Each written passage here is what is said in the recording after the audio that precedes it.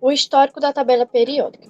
A tabela periódica foi a maior descoberta na história da química e é um marco científico que ultrapassa gerações. Um grande histórico se esconde por trás da evidenciação de cada elemento, bem como a organização da tabela. A tabela é uma ferramenta utilizada até os dias de hoje para a consulta dos elementos e suas periodicidades.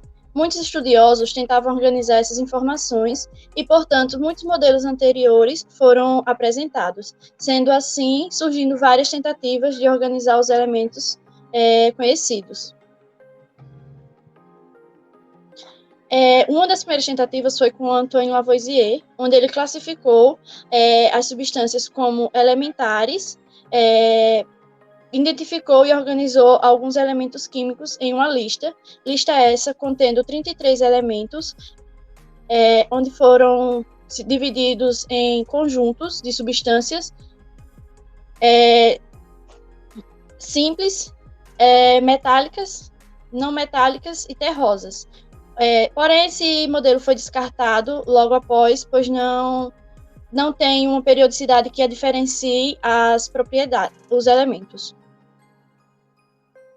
Então, dados os elementos encontrados até então, que eram 31 elementos, Wolfgang Doberheim, ele foi o primeiro químico, em 1829, a supor uma organização para esses elementos encontrados. Então, ele foi um dos primeiros a supor ideias para a organização dos elementos encontrados, defendendo, então, a organização dos elementos em grupo de 3, ou também conhecido como tríades. Essa tríade de Dobenheim, ela consistia basicamente em 3 elementos, onde eles se agrupavam por propriedades características semelhantes.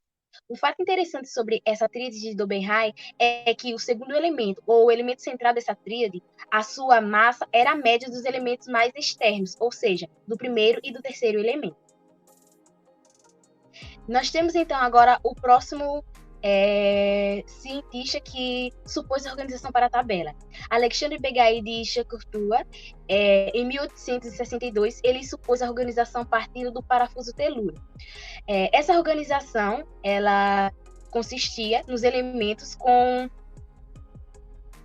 Na verdade, os elementos eles se agrupavam nesse sentido como de um cilindro ou de um parafuso, se você observar nessa figura. Ele observou que durante essa organização, que os elementos que se encontravam na linha vertical, eles possuíam características semelhantes.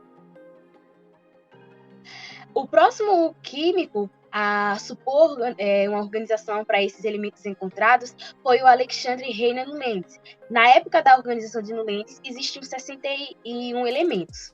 Ele organizou partindo da Lei das Oitavas, no ano de 1864. E, além de químico, ele também era músico. Então, a sua organização, ela partiu na ordem crescente em massa atômica, mas obedecendo ali, seguindo a ideia das 8 notas musicais. Então, se você observar nessa tabela, os elementos eles estão organizados em ordem crescente em massa atômica, mas em oito colunas. Então, essa organização vem daí, da questão da lei das oitavas, as 8 notas musicais. O próximo foi Julian Slaughter-Meyer, com a organização partindo do volume atômico.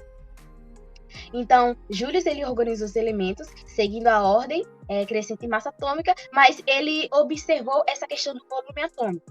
O fato interessante é que a organização da tabela de Julius foi na mesma época da organização da tabela de Dmitry Ivanovich Mendeleev, o qual hoje nós conhecemos a tabela como a tabela de Mendeleev. A organização da tabela periódica de Mendeleev, ela partiu da lei periódica, isso no ano de 1869. Há um histórico por trás dessa organização. Nós aconselhamos vocês a lerem o livro O Sonho de Mendeleev, a verdadeira história da química, pois lá ele vai contar tanto a organização de Mendeleev quanto a descoberta e outros fatores que foram importantes na história da química. Então, Mendeleev e Meyer, eles fizeram a organização na mesma época, só que por Mendeleev publicar em primeiro, a tabela ficou tida como uma organização de Mendeleev. Mendeleev, assim como os outros químicos e cientistas, ele buscava uma organização, buscava organizar os elementos encontrados até então. E aí ele passou noites e dias estudando, e nesse livro, inclusive, relata que em um desses dias ele é levado pelo cansaço e ele cai no sono. E durante o sono, ele tem um sonho de que os elementos, ele no sonho dele consegue ver como os elementos seriam organizados. Assim, quando ele acorda, ele pega as fichas, pois durante seus estudos ele tinha o costume de anotar as características, propriedades, símbolos dos elementos em fichas. Então, ele pega essas fichas e organiza elas em linhas verticais e linhas horizontais. E ele observa, então, que há ali um parâmetro, que há uma semelhança entre os elementos que se encontram ali naquelas colunas e naqueles períodos. Se você observar nessa tabela que nós estamos apresentando, os elementos de Mendeleev, há um espaço entre os elementos vazios, ou seja, não há elementos químicos aí. Isso porque, durante os seus estudos, ele acreditava que existiam nesses espaços elementos que se enquadrariam aí especificamente. Então, como não havia ainda sido encontrados, ele decidiu deixar esses espaços vazios. A tabela periódica proposta pela lei de Moseley, onde a sua lei foi a organização em ordem crescente de número atômico. Com o desenvolvimento de estudos para explicar a estrutura dos átomos e, a partir de seus experimentos, ele atribuiu números a cada elemento. Depois, percebendo que tal número correspondia com o número de prótons e nêutrons presentes no núcleo do átomo. Moseley, ele reorganizou a tabela proposta por Mendeleev de acordo com os números atômicos, eliminando assim falhas existentes na tabela e estabelecendo o conceito de periodicidades através do número atômico. Muitas propriedades físicas e químicas dos elementos variam periodicamente na sequência dos números atômicos. De alguma forma, os modelos propostos contribuíram para as descobertas sobre os elementos químicos e suas classificações, sendo fundamental para que chegássemos ao modelo atual da tabela que usamos hoje. Aí é o modelo da tabela que utilizamos hoje, um modelo... Volta aí. O modelo onde será encontrado nos livros didáticos e nas questões da Olimpíada Brasileira de Química Júnior, onde vocês irão fazer as questões. Pessoal, tendo em vista que nós já descobrimos um pouco sobre o histórico da tabela, iremos agora saber um pouco mais sobre como é formada essa tabela, o que tem nessa tabela. Então, os elementos estão relacionados em cada quadradinho em ordem crescente de número atômico.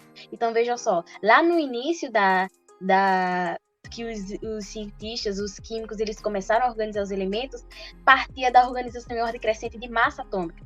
Agora, depois de Moseley, agora os elementos eles estão em ordem crescente de número atômico.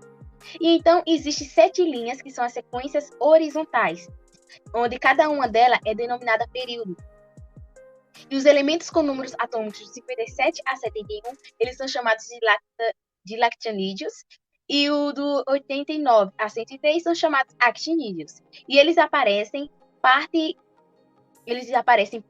dos demais ali abaixo da tabela, onde os lactinídeos pertencem ao 6º período e os actinídeos ao 7º período.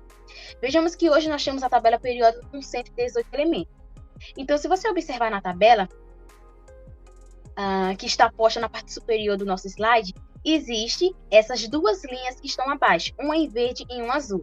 São a série dos lactinídeos e a série dos lactinídeos. Esses nomes, eles se dão porque os primeiros elementos é actânio, do actinídeos, e do lactinídeos, o lactânio. Eles se encontram parte abaixo da tabela apenas por uma questão de organização, porque se eles se encontrassem na parte central, a tabela ficaria um pouco mais extensa, entende? Então, mas se vocês observarem na tabela, há 2 quadradinhos que fazem referência a eles. É como se fosse uma caixa que, ao abrir, nós conseguimos ver essa série de lactinídeos e actinídeos. Veja que a tabela ela é formada por períodos. Ela vai do 1º ao 7º período. E o período, ele diz muito sobre os níveis eletrônicos que cada elemento desse terá. Então, nós temos no 1º período um nível eletrônico, 2º período, 2 níveis eletrônicos, e assim sucessivamente.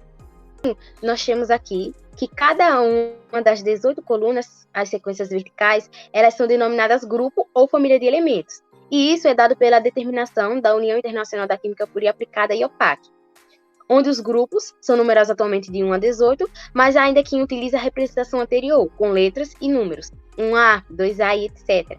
E esses elementos, eles possuem propriedades semelhantes e por isso ficam no mesmo grupo. Então, na parte superior da nossa tabela, vocês também podem observar que nós temos os grupos que vai do 1 ao 18. E como mencionado, alguns deles recebem nomes especiais. A tabela periódica ela é formada por metais de transição, por gases nobres e por não metais. E nós temos aqui, no primeiro grupo, no grupo 1A, os metais alcalinos. Observe que, nesse primeiro grupo, nós temos a presença do hidrogênio, mas nós alertamos que o hidrogênio ele não é um metal. Ele está aqui porque possui apenas um elétron na última camada, mas ele não faz parte desse grupo. Nós temos, no grupo 2A, nós temos os metais alcalinos terrosos. Como mencionado anteriormente, do 3 ao 12 são os metais de transição. Esses são os metais de transições externos, tá? Nós temos no grupo 13 ou 3A o grupo do boro. Então, perceba que ele não recebe nome especial. Nós temos no grupo 14 ou 4A o grupo do carbono. Também não recebe nome especial. Então, agora, no grupo 15 ou 5A, o grupo do nitrogênio. No grupo 16 ou 6A é o grupo dos calcogênios. Nós temos no grupo 17 ou 6A o grupo dos hidrogênios, principalmente na composição de alquitais. Temos, por último, o grupo 18, que é o grupo dos gases nobres, que são reconhecidos principalmente por possuírem estabilidade eletrônica, 8 elétrons na última camada. Com exceção do hélio, tá, gente? O hélio ele só possui 2 elétrons. Então, como mencionado, alguns desses grupos, eles possuem nomes especiais, né? O grupo 1 ou 1A é o grupo dos metais, o grupo 2 ou 2A é o grupo dos metais alcalinos terrosos, o grupo 16 ou 6A é o grupo dos calcogênios, o grupo 17 ou 7A é o grupo dos halogênios, e por último nós temos o grupo 18, que é o grupo dos gases nobres. No entanto, como podemos encontrar alguns desses elementos em nosso cotidiano?